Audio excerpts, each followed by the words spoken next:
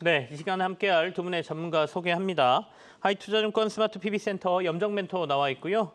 유진투자증권 서울 WM센터의 김영재 멘토도 같이 하겠습니다. 어서 오십시오. 앞서 이제 제가 엔비디아 얘기를 꺼냈습니다만 오늘 아마 하루 내내 엔비디아 얘기할 것 같고요.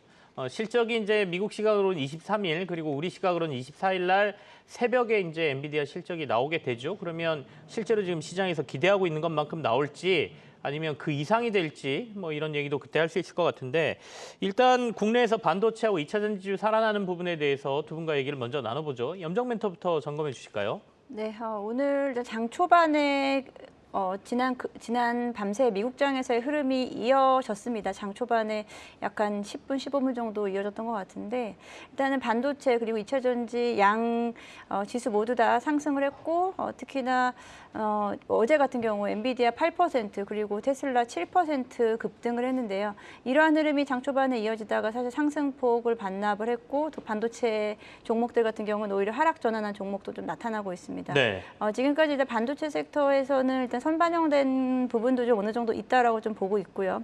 특히나 2차 전지 쪽에서는 2차 전지 쪽에서는 지난 기간 동안 이제 조정받은 부분에 대한 좀 반발 매수세가 좀 들어왔다라고 좀 보고 있는데요. 역시나 일단은 시장에서는 두 섹터 모두를 좀 집중을 하고 있다라고 생각하고 있고 오히려 어떻게 보면 좀 중간에 좀 중간 레벨이 되는 섹터들, 중소형 섹터들 같은 경우에는 이런 시장에서도 오히려 또 소외를 또 받고 있는 모습을 보이면서 시장이 지금 양극단으로 좀 가고 있습니다. 두 섹터 또는 테마주 쪽으로 섹터가 조금 이렇게 좀 이원화되면서 대형주 아니면 아예 테마주 이렇게 움직이면서 네. 중소형 종목들이 오히려 좀 고전을 면치 못하고 있는 상황. 지수 조정 속에서 이렇게 지수가 조금 반등이 올라왔지만 실제로 오늘도 지수가 반등을 하고 있지만 역시나 대형주 종목 중심으로 상승이 나왔기 때문에 이런 반등이 좀 나왔고요. 실제로 중소형 종목들은 그렇게까지 크게 영향을 받지는 못하고 있는 상황이다.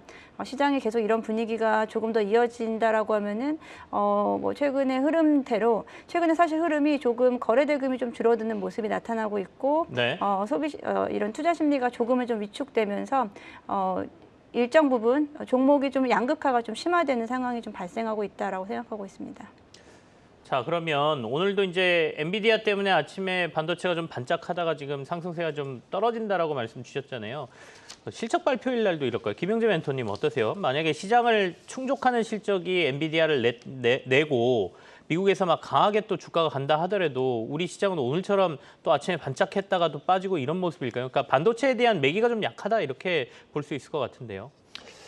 일단 뭐 가장 중요한 요인은 내일 이제 엔비디아가 어떤 실적을 발표하고 또 향후 전망이 더 중요하지 않을까라고 보고 있는데 지금 국내에서도 뭐 SK 하이닉스라든지 뭐 그 삼성전자가 실적 발표 위에 가장 컨퍼런스 콜에서 가장 중요시하게 얘기했던 것이 AI 반도체 관련한 HBM3에 대한 향후 전망이라든지 수요 이런 것들에 대해서 집중적으로 얘기를 했기 때문에 이에 관해서 이제 엔비디아 역시도 관련해서 어떻게 이제 공급을 더 증가할 수 있는 방향으로 나가는지를 보여준다면 저는 뭐 개인적으로는 충분히 이제 반영을 해서 추가적으로 상승으로 가능성은 좀 보인다라고 볼 수가 있겠습니다. 네.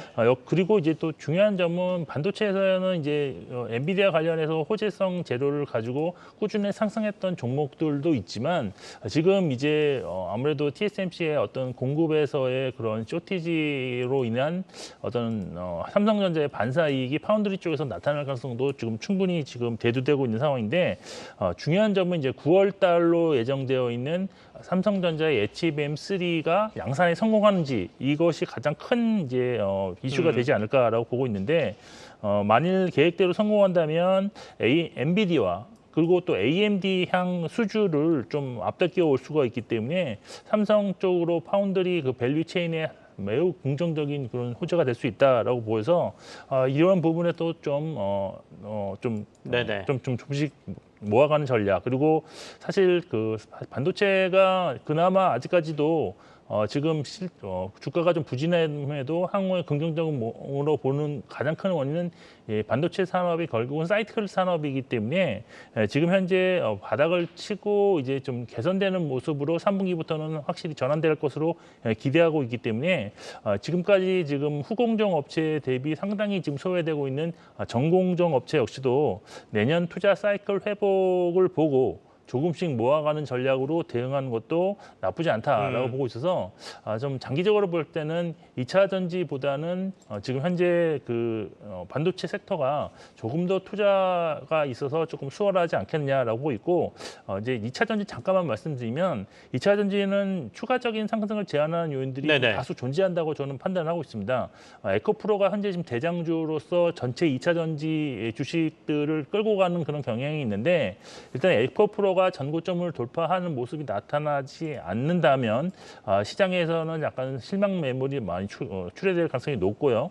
또 이제 실적 측면에서도 본다면 이번 2분기 그 소재 업체들의 실적을 보면 작년 하반기부터 이제 직전 분기와 비교해도 매출 단에서의 어떤 큰 성장이 나타나지 않았다는 점, 그리고 영업이익률도 물론 이제 뭐 원가가 좀 크게 상승한 측면도 있겠지만 상당히 낮은 영업이익률을 기록하고 있다는 점에서 이렇게 3분기에도 이런 모습이 또 지속된다면 전년 동기 대비로도 성장성이 부각되지 않을 가능성이 있습니다. 그래서 이런 점 참고하셔야 되고 또 이제 수급적으로 보면 에코프로가 이제 MSCI 편입으로 이제 MSCI를 추정하는 ETF 편입 대상이 되는데 이 점은 뭐 좋은 점도 있지만 부정적인 면으로 본다면 외국 기관들이 보다 쉽게 공매도에 참여할 수 있는 길이 열리게 네네. 되는 것은 부정적입니다라고 볼 수가 있습니다. 그래서 2차 전지 섹터에 대해서는 좀 이번 9월 이전에 좀 비중을 축소하는 것이 상승시마다 조금 축소해놓고 리스크를 관리하는 게 좋지 않나라고 개인적으로 판단하고 있습니다. 지금 반등권에 들어온 2차 전지와 관련돼서는 상승이 나올 때마다 조금씩 그 수익을 실현하는 게 전략상으로 좀 낫겠다라는 의견도 주셨습니다. 아까 이제 에코프로 전고점 달성하기 전까지라고 말씀하셨는데 그 전고점이라는 거는 장중 전고점을 말씀하시는 거겠죠? 153만 9천 원.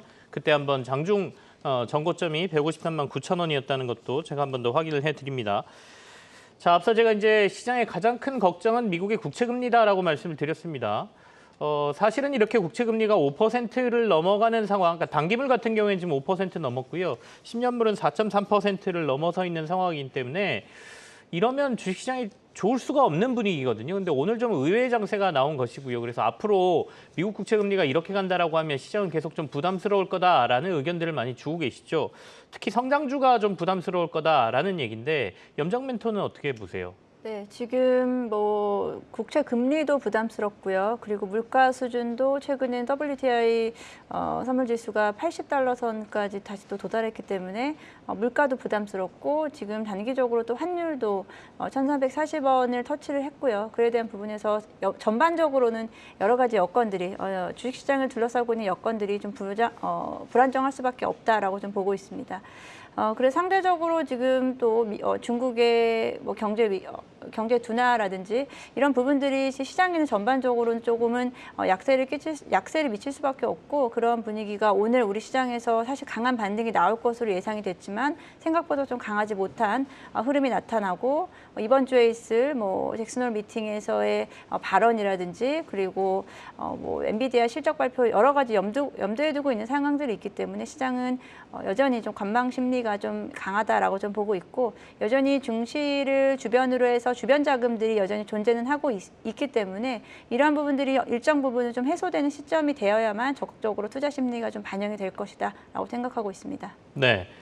미국 국채 금리가 이렇게 계속 오르는 게 국채에 대한 수요가 부족하기 때문이라는 분석도 있더군요. 중국도 지금 미국 국채 잘 안 사고 미국 내에서도 연준이 지금 국채를 살 수 있는 환경은 아니지 않습니까? 돈을 풀 수가 없기 때문에 뭐 그런 것들이 작용하고 있다는 얘기긴 한데 김영대 멘토께서는 이번 주에는 뭐 여러 가지 이벤트도 있지 않습니까? 특히 주 후반에 있는 잭슨홀 미팅 같은 경우에는 어떤 발언이 나올지 이게 결국엔 기준금리 결정에도 어느 정도의 방향타를 우리한테 제시를 할 테니까요. 어떻게 보고 계세요?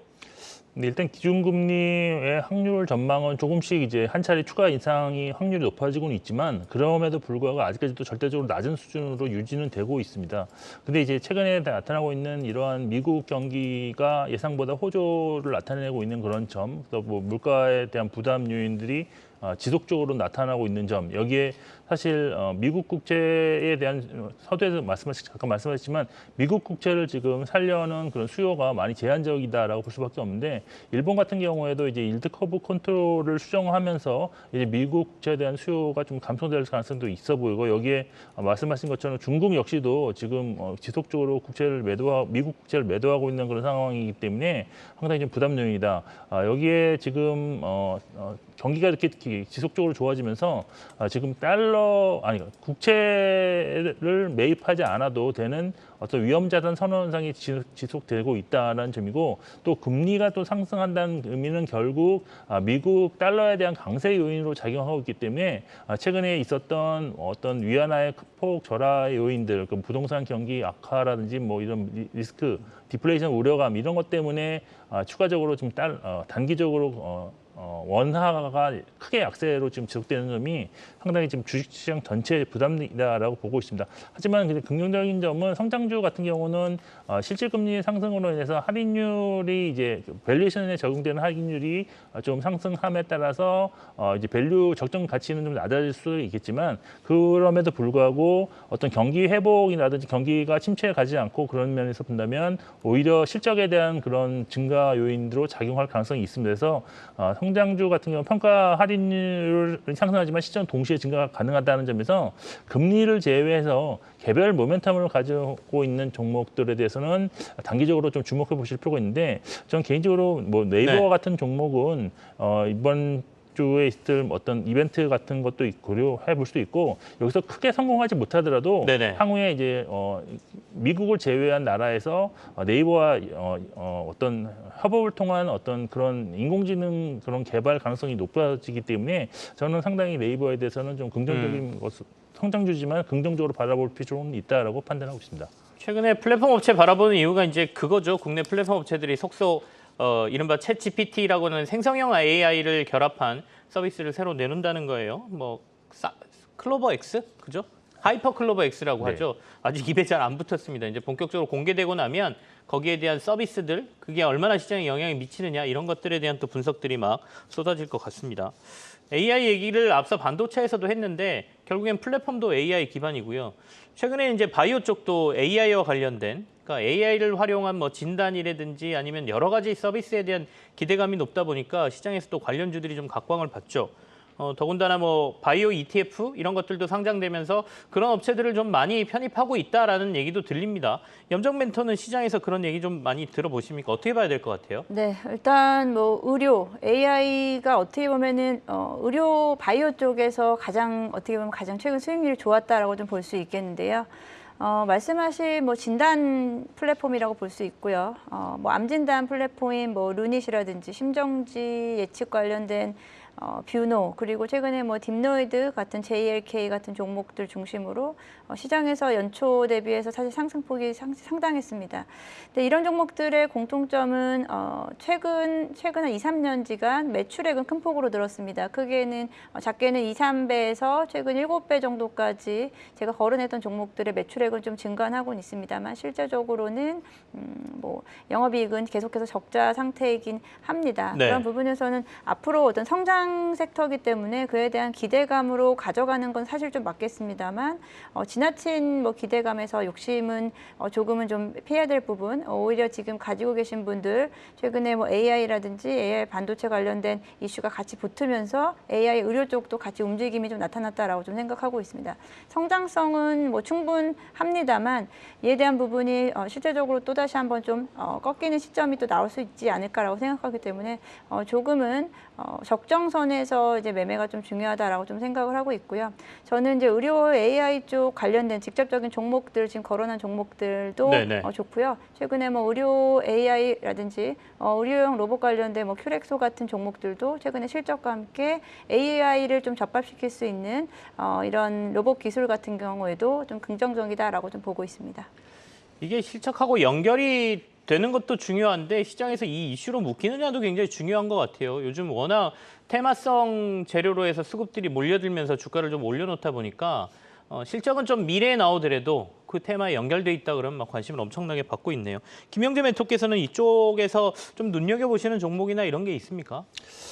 네, 사실 뭐 AI 의료와 관련해서는 사실 그렇게 이제 눈여겨보고 있는 종목은 사실 개인적으로는 없습니다. 네네네. 근데 서두에 말씀하신 것처럼 큐렉소 정도는 좀 관심을 갖을 수 있다라고 보는데 이게 상당히 과거 대비해서 실적이 상당히 좋아지고 있는 상황이고 수급적으로도 이제 좀 부담 요인이 많이 줄어들었기 때문이다라고 있는데 일단 의료 AI와 같은 경우에 말씀하신 것처럼 시세가 엄청나게 지금 크게 난 종목인데 현재도 적자 지속이고 향후 2년 후가 되어도 적자를 지속할 것으로 전망되는 업체들도 많이 좀 보이고 있습니다. 그래서 주가적으로 주가가 상승하기 위해서는 사실 뭐 실적이 뒷받침되는 구간, 지금 2차 전지가 그렇다고 볼 수가 있는데 또는 뭐 강력한 모멘텀을 발생시키거나 아니면 뭐 수급 개선이 뭐 뒷받침되어야 될 건데 최근에는 지금 이제 수급적인 측면에서 볼 때는 뒷받침될 요인들이 조금씩 나타나고 있다는 것이 의료기기 소부장 ETF 설정에 따라서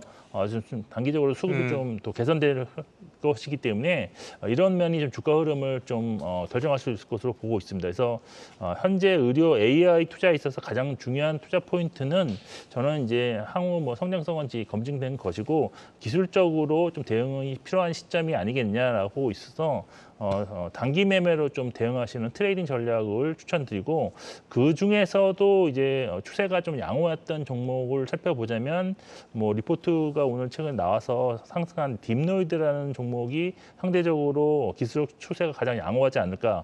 여기에 또 상대적으로 시가총액도 작은 그런 종목이기 때문에 최근에 이제 시가총액 작은 기업들로 추세가 더 많이 나는 그런 맥락에도 조금 적합한 종목이라고 보고 있었고 매출 관련해서도 지금 이제 영상 판독 솔루션 딥뉴로가 이제 비급여 적용이 됨으로 인해서 네. 매출이 본격화될 수 있다는 점에서도 실적 측면에서도 가장 좀 접근하기 좀 쉬운 종목이 아니겠냐 해서 트레이딩 관점에서 접근 유효하다고 보고 있습니다.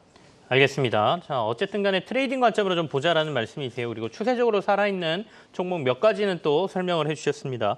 자, 두 분이 가져오신 유망주 확인하는 시간으로 들어가겠습니다. 오늘 염정멘토께서 가져오신 유망주가 하나기술이에요. 국내 유일 2차 전지 턴키 수주가 가능한 회사다라고 제목을 뽑아주셨네요. 그리고 김영재 멘토께서는 기업은행 가져오셨습니다. 배당 수익률에 좀 관심을 가져보자라는 말씀이시네요. 하나기술부터 투자 포인트 확인해 보죠. 네, 일단은 2차 전지 내에서 2차 전지의 상승 여력에 대한 부분을 좀 이야기를 하고 있는데 전체적으로는 전체 뭐 양극재 섹터라든지 양극재 부분이라든지 이런 부분들은 좀 상승 여력이 좀 한정되어 있지만 저는 장비주 쪽에 대해서는 여전히 하반기 우리가 상반기에 기대감을 가졌었거든요. 그에 대한 기대감은 하반기 그리고 내년 초까지 내년 상반기까지는 충분히 남아 있다라고 생각하고 있습니다. 하나기술 제가 4월 4일에 1차적으로 한번 추천을 드린 바 있고요. 그때 당시에 이제 목표가는 이미 터치를 좀 했기 때문에 다시 재설정해드린다는 차원에서 가지고 왔고요. 하나기술 같은 경우는 이제 많이들 최근에 아시다시피 2차 전지 전공정 턴키 수주 가능합니다. 최근에 이제 미국 업체 그리고 유럽 업체 중심으로 턴키 수주 가능한 이런 장비 업체들의 선호도가 높아지고 있고요. 그에 대한 부분은 아무래도 유럽 시장은 아직까지 2차 전지 장비 2차 전지 업체들이 아직까지는 좀 기술력이 좀 떨어지는 부분이기 때문에 이런 턴키로 일단 장비를 좀 많이 받는다라고 생각하시면 될 것 같습니다. 하나기술 같은 경우에는 전체 매출액의 80% 이상이 해외 고객사이고요. 해외 고객사 중에서도 유럽향이 많습니다. 그래서 기존에 이제 미국향을 가져갔었던 장비 업체들은 이미 좀 선반영된 데에 반해서 하나기술 같은 경우에는 앞으로 유럽향 또는 이제 미국향 물량도 추가적으로 나올 수 있다라고 생각하고 있고요. 유럽의 노르웨이의 플레이어사와는 기존에 지난해 같은 경우에 반도체 배터리 생산 설비 협약을 맺었습니다. 이에 대한 부분 기대감으로 1차적으로 움직임이 나타났지만 아직까지 본격적인 수주가 이어지고 있는 부분 아닙니다. 여전히 기대감으로 남아 있다라고 보시면 될 것 같고요. 그만큼 룸이 좀 남아 있다라고 좀 생각하시면 될 것 같고요. 그에 대한 부분에서 이제 올해 수주 금액을 좀 확인을 해보면요. 네. 작년 같은 경우에는 전체 수주 금액 2차 전지 쪽에서 장비 쪽에서 2천억 원 정도 나왔습니다. 근데 올해 같은 경우에는 7,500억 정도 3배 이상 수주 금액이 확대될 것으로 보여지고 있고요. 이에 대한 추세는 내년까지도 좀 이어질 것이다라고 좀 예상을 하고 있습니다. 그런 부분의 성장성이 좀 크게 열려 있는 시장이고 그런 종목이다라고 좀 볼 수 있겠고요. 하나기술 그뿐 아니고 폐배터리 검사 장비 그리고 최근에는 2차 전지 신소재에 대한 사업까지 전반적으로 신사업도 모멘텀이 남아있는 살아있는 종목이다라고 좀 생각하고 있습니다. 지금 가격은 전고점에서 또다시 좀 조정을 받고 있는 상황이고요. 이런 상황 속에서 전고점 아래 단인 이제 14만 원대를 저는 목표가 재설정하겠고요. 그리고 손절가는 95,000원 제시하겠습니다. 하나기술에 대한 목표가 14만 원 그리고 손절가 95,000원 제시받았습니다. 자, 김영재 멘토가 가져오신 기업은행 투자 포인트 확인하죠. 네, 기업은행은 일단 분기 배당을 실시하고 있는 다른 대형 은행 대비 차별화되는 점이 이제 1년에 한 차례 기말 배당을 실시하는 관계로 좀 일시에 높은 배당 수익률을 좀 기대할 수 있는 그 투자자에게는 상당히 적합한 고배당 종목이다라고 볼 수가 있겠습니다. 주가 퍼포먼스를 살펴보더라도 상반기 대비 하반기에 주가 수익률이 양호한 모습이 나타나고 있는데요. 작년 같은 경우 상반기 주가 한 7.1% 하락했지만 하반기에는 16.4% 상승하는 흐름을 보여줘서 고배당주로서 하반기에 투자자 관심이 높아지는 대표적인 종목이다라고 보시면 될 것 같습니다. 실적에 가장 큰 영향을 주는 순이자 마진이 사실 올해 1분기하고 2분기 연속으로 좀 급락함에 따라서 순이자 이익 증가가 크게 나타나지 않아서 좀 시장에서 실망하는 모습이 나타났지만 하반기에는 2년 전 실시한 초저금리 대출이 리프라이싱 되는 그런 이벤트가 있기 때문에 네. 순이자 마진도 개선될 것으로 기대되고 있고 또 지속적으로 악재로 작용하던 충당금 부담도 이미 2조 원 이상 충당금을 정립한 상태인데 이에 따라서 9월 말로 종료되는 이자 상환 유예, 부한 상환 대출 프로그램 등을 커버할 수 있는 점이라는 점에서 충당금 부담이 정점을 찍었을 가능성이 좀 높다고 좀 판단하고 있습니다. 올해 주당 배당금 컨센서스가 약 1,000원 수준으로 지금 나와 있는데요. 네. 이 정도 컨센서스 수준의 배당이 지급된다고 가정하면 기대 배당 수익률은 9% 이상, 9.6%로 좀 안정적인 실적을 유지하고 있는 종목 중에서도 매우 높은 배당 수익률을 기대할 수 있다는 점이 특징입니다. 네. 올해 그 은행업 전반으로 실적 대비 주가가 크게 상승하지 못해서 저평가 국면에 놓여 있는 은행주가 많은데 기업은행 역시도 현재 주가가 PER로 보면 한 2.9배, 그리고 PBR 0.27배로 저평가가 지속되고 있다는 점에서 신규 투자하기 부담이 없는 그런 지점이다라고 보고 있습니다. 여기 수급 상황도 최근 한 달간 외국인이 한 152억 원 순매수를 해서 좀 견조하게 진행되고 있고요. 기술적 분석상으로도 6월부터 다시 중기 추세가 우상향 전환하여서 향후 추가적인 주가 상승을 기대할 수 있다는 점도 매력적인 포인트라고 할 수 있겠습니다. 1차적으로 한 12,000원 정도 목표가 제시할 수 있을 것 같고요. 손절가는 9,900원으로 제시를 해드리겠습니다. 알겠습니다. 기업은행에 대한 투자 포인트 저희가 확인해봤습니다. 오늘 두 분 여기서 마무리 짓도록 하죠. 염정 멘토 그리고 김영재 멘토와 함께했습니다. 감사합니다.